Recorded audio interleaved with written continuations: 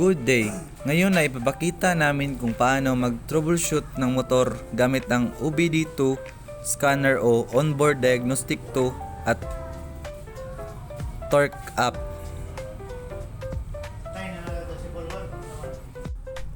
Makikita natin sa panel gauge na nag-check engine ang motor at ang motor na iniscan natin ay Mio 125i.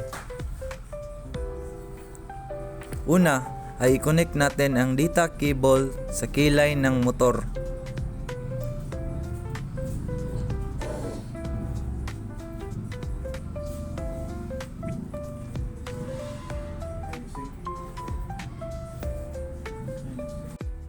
At i-open natin ang torque app gamit ang Android cellphone at i-connect sa OBD2 scanner gamit ang Bluetooth.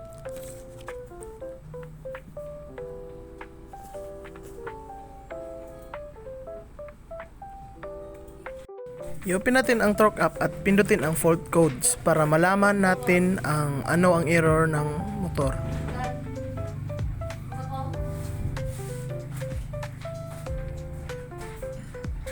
So, ito ang error ng motor.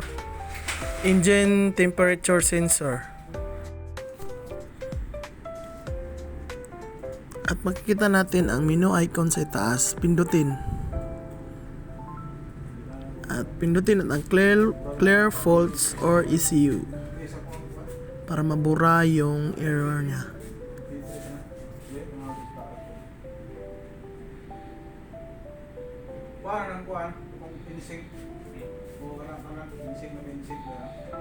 Click OK at hintayin na mabura yung error niya.